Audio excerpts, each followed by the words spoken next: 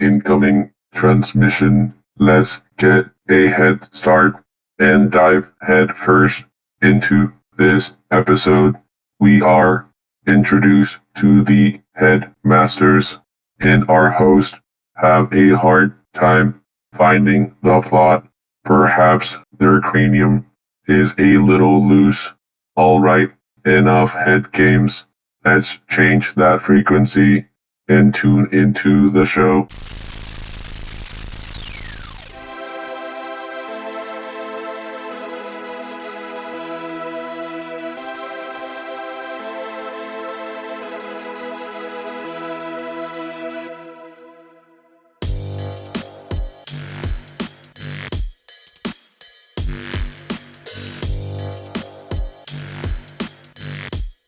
Hello and welcome to the podcast. Today we are diving into Transformers The Manga. I'm Onyx and with me are my smart, collective, and wonderful, totally humble co-host.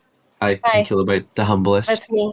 I'm Clickbait, not the humblest. Moving on with our comic discussion for today's episode takes us to part 1 of volume 2, The Transformers The Manga, The Headmasters. And as always, spoiler warning. So if you haven't read it, we recommend you go read the comics, then come listen to the podcast. With that, Clickbait, can you give us the facts? And Killobyte, can you give us the trivia and summary? Absolutely. For our fast facts today, the number of comics we'll be reviewing today is 8. However, issue number 1 has a special add-on called The Decisive Battle of Planet Beast, making this issue much longer than the rest. The year released, issue 1 was released in August of 1987, with the final issue released March of that says 1968. I'm guessing that's wrong. Okay, restart. Killobyte, I don't think she can read. She's getting her numbers mixed up with her drink. No, I was literally there. Oh my god. Issue 1 was started drinking August. Before we started recording, listeners. They are Okay, off their rocker. Pre-gamed really hard, so bear with us. Swerve gave me some free ones. Anyways, issue 1 was released August of 1987, with the final issue being released March of 1988. Our writer for the series is Masumi Kaneda, and our artist is Ban Magami. Awesome. Time for some trivia. Issue 1 takes place shortly after the cartoon counterpart, Birth of the Fantastic Double Prime, where Optimus Prime dies once again. In the special add-on, The Decisive Battle of Planet Beast, Kane, spelt Kane, is the only appearance in fiction. The writer Masumi Kaneda, who enjoys writing orphan kids adopted by Transformers, in animation we see a character who has a similar backstory and setup, however their name is spelled Cain. Interesting. Issue 4, 6-shot super secret 7th mode Wingwolf had their first appearance. Their second being in the cartoon episode called Ultra Magnus Dies. Oh no, so many characters dying. I wonder what happens in that episode. You guessed it. Ultra Magnus is killed by 6-shot. Given what happens in this issue, this takes place before that event. Dun dun dun. And finally, issue number 7 has an error in the printed English copies labeling both Nebulon and Nightstick as Master Warrior Nightstick. Huh. I saw that when I was reading. I was like, they're both the same guy? There was one, I don't know if it's in this part or the other part. I was very confused. But they're like, oh no, it's Sound Blaster. And then the next issue, they're like, it's Soundwave. And I'm like, whoa, what happened here? Yeah, I noticed that. Like, okay, it's black and white. I don't know who it is. Yeah, that's what I'm saying. With the black and white, you can't tell them apart by their colors. This is what I've been saying this entire time, and you guys called me crazy for it last time. So, haha, joke's on you. I think your servos are crossed. Anyway, your servos are crossed. Well, time for some summaries. Head on is the title phrase that the Headmasters say as we finally meet the Autobot. Yeah, as we finally meet the Autobot Headmasters who set out to go to Earth in order to stop the Decepticon Headmasters. Very original names here, from taking control and destroying the planet that they love. And as always, this information has been taken from the wiki. And a special shout out to all of our Patreon supporters. Thank you so much for all your support. We love you all. Thank you. Thank you. Thank you so much. And thank you again. We appreciate everything you do. All the thanks. Are we ready to head into these comics? Oh my god, Onyx! I knew the head were gonna happening all night. Okay, let's head on to the first issue because there is a lot. The Decepticon Headmasters attempt to attack the Autobots, but fail. Then we immediately jump to Beast Planet, where a group of headmasters go hunting for Decepticons and find Predaking. Thought? Number 1, Predaking. Yay. But also, I think it was in literally the first issue. I would like to say Rodimus says over and out on the comms. That's like using a comma and a period. You don't do that.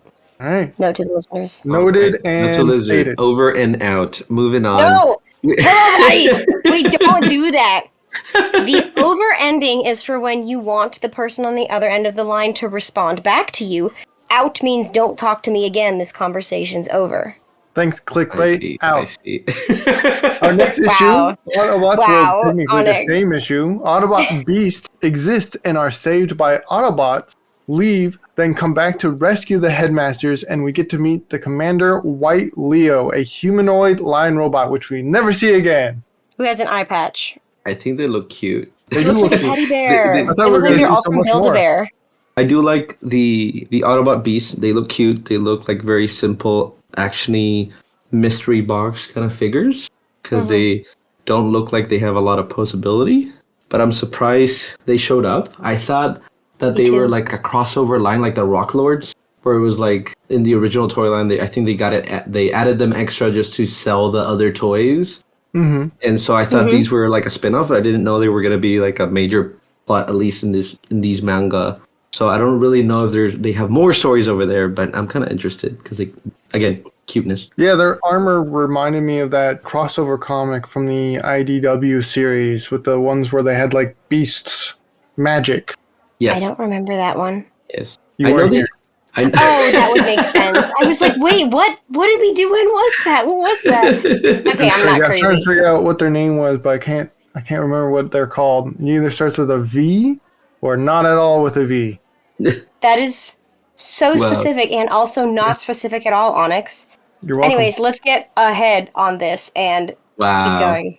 Listen, All I have right, to go chapter on, 2. okay? Takes us to the Autobot headmasters being attacked by the Decepticon headmasters, which put the mini-bots who turn into heads separated from their bodies. But then with some skills, the Autobots switch it up on the Decepticons and win the day. So, are the bots that are the heads different than the bots that are the bodies, or are they like two Yes. parts? Yes, the bodies are dead. Yeah, the bodies don't Oh my do God. anything. They're just pilots. They're like mechs. Yeah, they're humans mechs would for the say. heads. Yeah.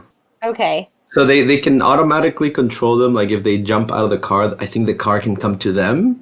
Mhm. But that's about it. Like it can't transform without the head being connected to them. That makes a lot of sense. I was so confused. I don't know much about the headmasters or the pretenders, and so I was Yeah, it really makes not your head entirely spin. sure. Oh my Onyx, I want to head out and leave this discussion. Over and out.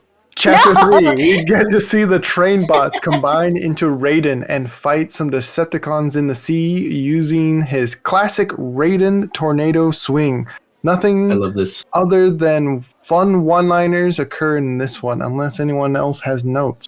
Oh, I have a couple. Well, one is I love trains. Yay, trains are here. Trains, Woohoo. yay. Choo-choo. I thought this was gonna be the from RID, so like Rail Racer, not Raiden. But then I saw more than 3, and I'm like, okay, I think this is the other one. So that was fun seeing them. But I do like what I think this was Daniel. He says that I love that the train can fly and go underwater. I'm like, yeah, it's very convenient when you don't have rails to go on. I it was haven't met very many train bots, but that's not what I've been told they can do. Usually they stay on track. They stay on the tracks, and then then there's also Astro Train, but he has a whole other form, so he can kind of also go to space. But that one's when he's in spaceship form. Otherwise, he just stays on the train tracks. Mm-hmm. Any notes from Clickbait other than sass? Listen, I feel like these battles. That is the note. Yeah, that's kind of Sass. honestly my notes. I feel like these battles really only last a page or two, and we're in chapter 3, and this pattern will not change. But the Autobots win. Spoilers alerts. The Autobots win every single time, and usually As it whatever should be. bad guy shows up. These comics are And- teaching the good guys always win. Listen, they set up this big bad guy, and they kind of exchange a little dialogue about it, like, "Oh no, so and so showed up. Oh yes, the human child defeated him. Cool, we're good." And there's no stakes in this. It just, the Autobots show up, course not. They they can't- fight yeah. off the Decepticons, and then they're done. There's no stakes. There's supposed to be Yeah, stakes, they can't Killobyte. eat them. They're robots. They don't eat steaks. They're meeting the challenge head on and winning. Wow. Wow. No, please stop. Stop this madness. This is madness. Let's stay on track like the train. Chapter 4, we're introduced to Six Shot, who apparently isn't such a bad bot. No, he is only a mercenary for hire, befriending and defending wild animals from poachers and not seeking to kill Earthlings, only Which is because he adorable. owes Galvatron a debt. Thus, he can't join the Autobots. Thoughts? Thought it was really It cute. was cute. This is the best six-shot arc that I didn't know Yeah. I needed. Yeah, I agree. I do agree with that. already. I thought he was always cool, and now knowing He's that super he's cool. evil because he has a debt and he's very honorable, I'm like, I can pass that. I Yeah. want to be your And- friend. I also just, his coloring is always so cool, and obviously the multiple forms is really What fun. coloring? I think It's he's black and fun. white here. Okay, Onyx, I know the coloring exists outside of the modality in which this is transcribed on, okay? I like his colors, and I like him more after this arc, and it was adorable, and I'm like, I could totally see that. I was going to say something else, but I knew you were going to make a joke about it, so I went in a different direction. All right. Well, we're nearing the end. Let's hurry up and put our heads on as Chapter 5 shows the horror cons fight Chrome Dome and discovers the strongest weapon of all, the weapon of courage. I personally suppose that could do, but I like to come in with a little extra ammunition. Wow. Oh my god. I'm very happy Onyx. that the horror cons are here. I like them. Yeah, they were Pretty fun. cool. They're headmasters, but also double changers. So that's pretty neat. Mm-hmm. The arrow was kind of cool. It did get destroyed after one use. I'm like, well, what? This was Absolutely. not very useful, but you know. It was interesting. Nice arc. I thought they were going to do something else with it, and then they were just like, no, I am the spirit of the body that you have chosen to inhabit. I trust you with this power. But actually, I don't, because the best power is courage. Get back out there. Get off your tailpipe and get back out there and fight like that human child that has only a measly fleshy life. And I was like, okay, dang, dude. That was Yeah. not a motivating speech at all. It was like, you suck. Get up and go Which fight. also contradicts our previous statement of these bodies are dead, because now it has a spirit in it. Yeah, And we're like, that whoa, was what weird. happened here? Yeah. I think they're hinting at what part 2 is about. Dun dun dun. Dun dun dun. Dun. But wait, tune into that episode in Tune into that episode, listeners. a week or two. Our next issue, Chapter 6, it's Christmas time in Japan. The bots prepare to deliver presents to all the children. However, Highbrow pays special attention to a little boy who is wheelchair bound, but supposedly the doctors say he can walk, he just chooses not to. By the end of the issue, the boy walks because the Decepticons attack and Highbrow drops him. Whoa, That was an interesting way to go about that. Highbrow didn't drop him. Highbrow put him down. I know, I'm They were- pretty... Highbrow kind of No. dropped him. I thought there was Whoa. like an explosion. He like No.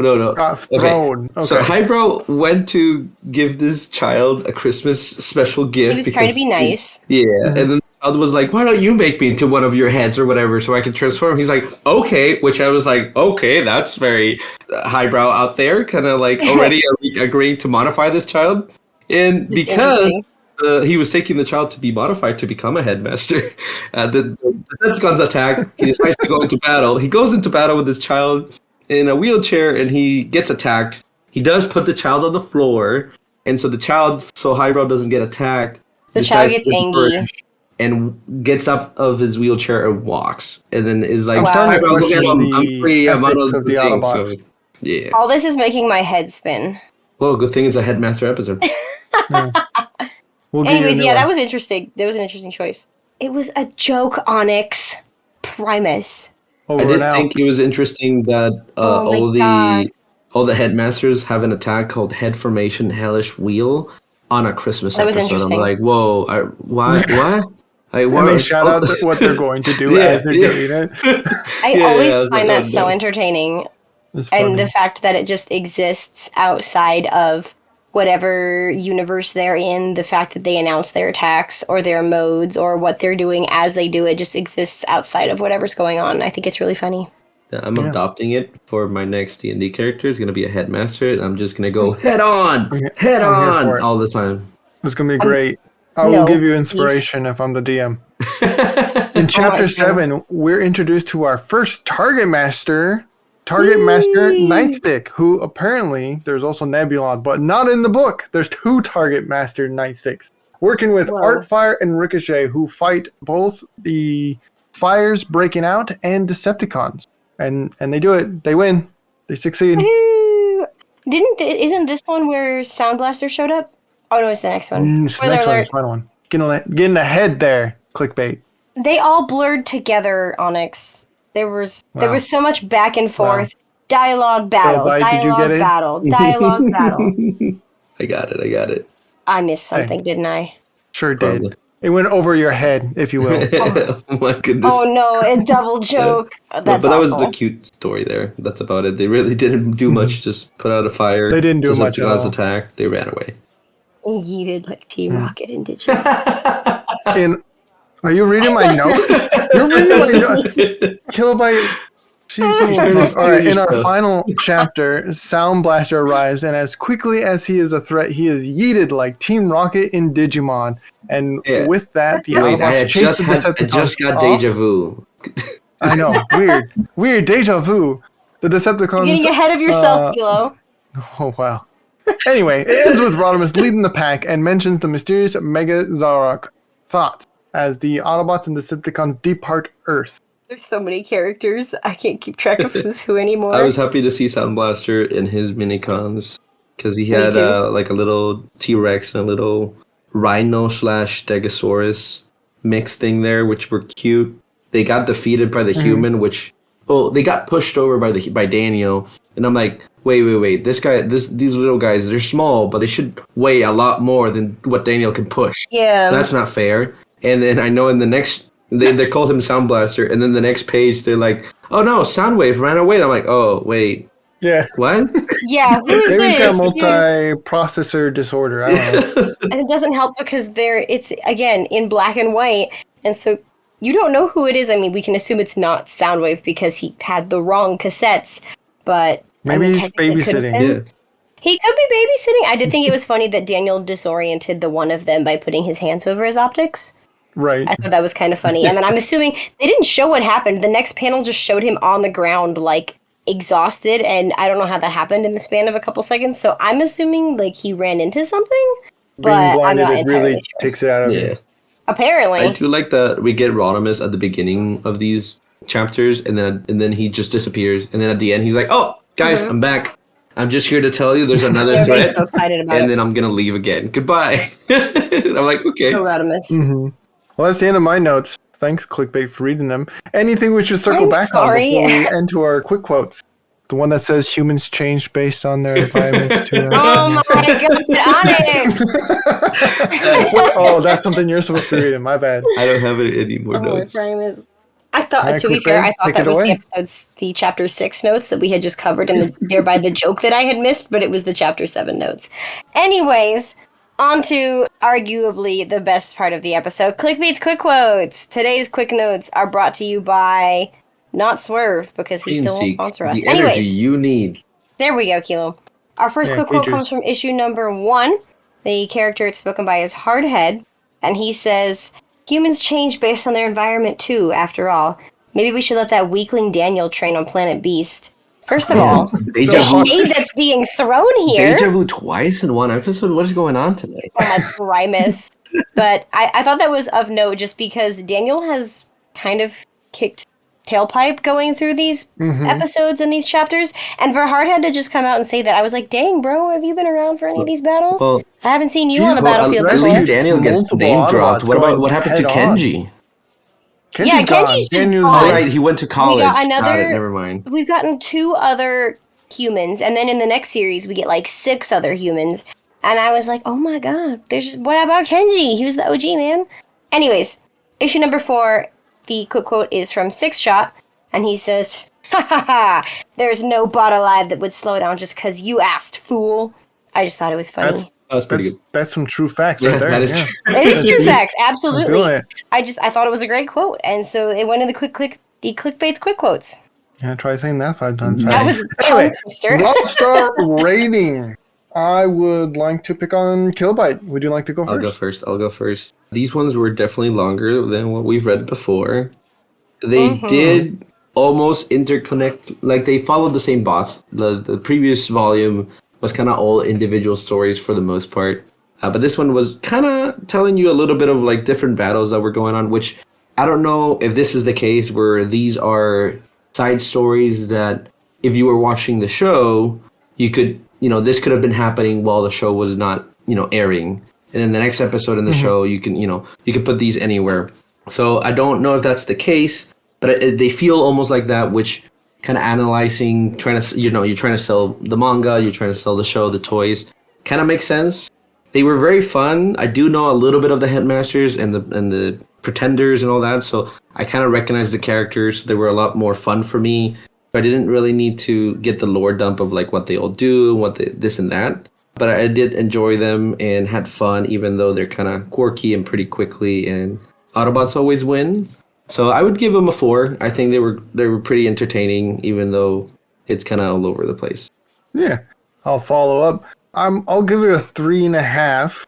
This is my only grime is the Autobots talk a big game about how powerful the Decepticons are, and then the Decepticons last for one panel, one scene, and then they're done. They're taken care of. So that part's a little annoying, and it kept doing that repetitively.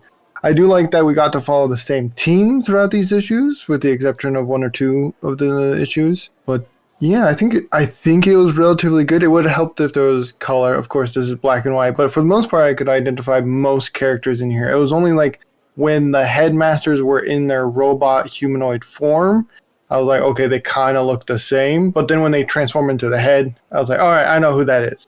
That makes sense. Yeah, 3.5 for me. Clickbait.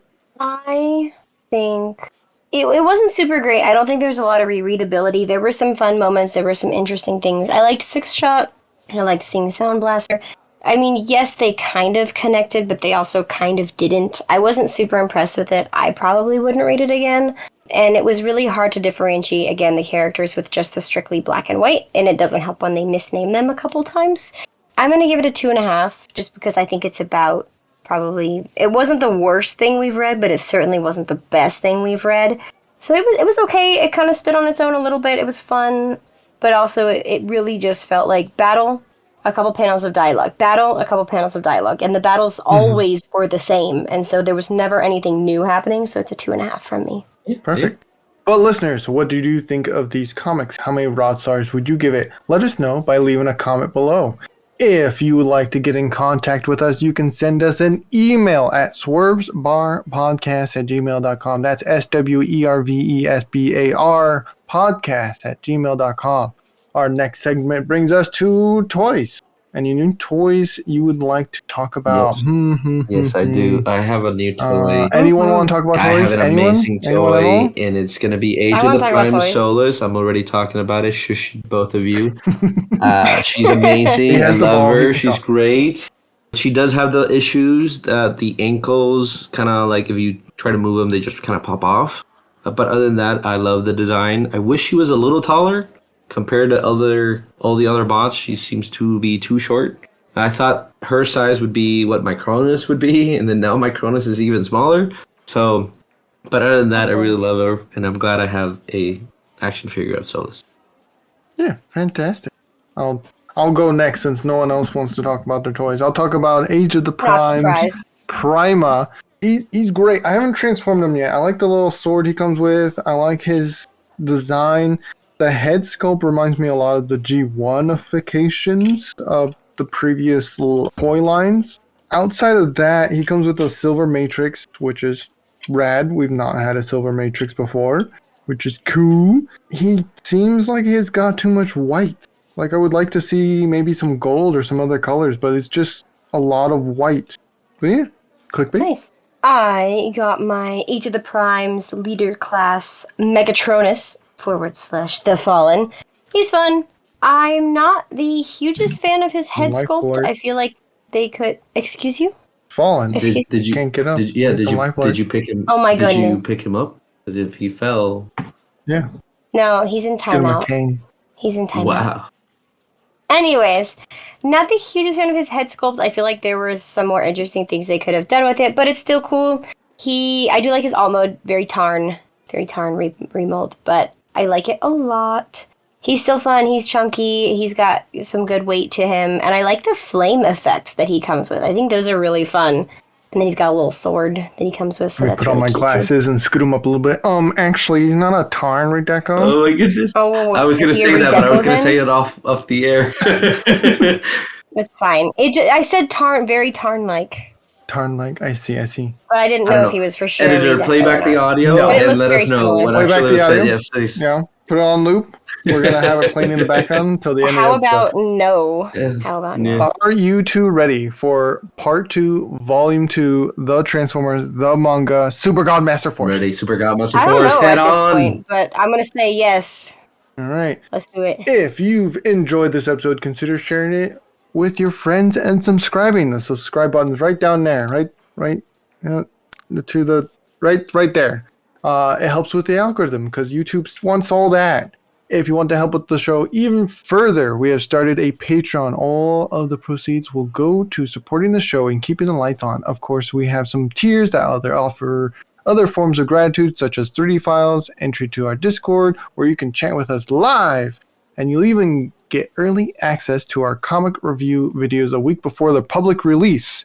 Make your friends jealous. Tell them what you know about the next episode. We've also started a Redbubble where we have all kinds of merch for sale, ranging from pillows, stickers, shower curtains, socks, underwear. I'm assuming that's what the humans wear. You can get our logo, sticker, and many other fun designs on all kinds of apparel. And as always, we hope you are all staying safe out there. Thank you so much for listening. Till all are one. Another one. I won.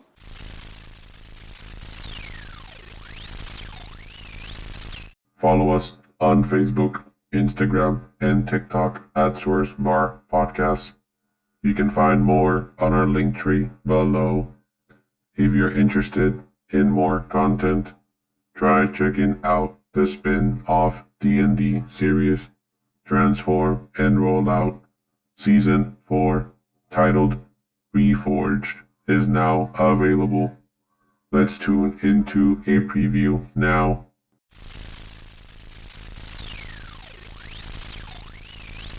Wait, you also can't lie. Yes, I You're terrible. can. No, you're terrible. Look, You're gonna stay with me. Abern, over there. Aqua. Aqua, roll me a snake. I got a 6. Yeah, it's not convincing in any manner.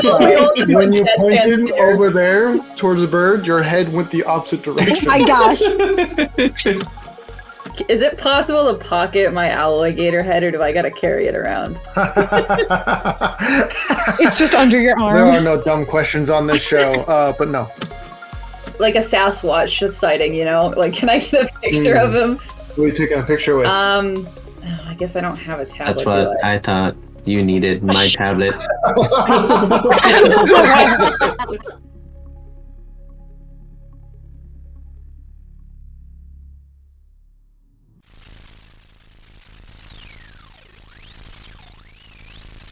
Tune into their YouTube channel for bonus content, such as video games containing funny comments, convention videos, and trendy shorts. Again, their links will be provided below. And if you're so inclined, check out their Redbubble, where you can get pins, t-shirts, and more. Or subscribe to their Patreon to access their Discord and get early access to content before it's publicly released. Till all are one. End transmission.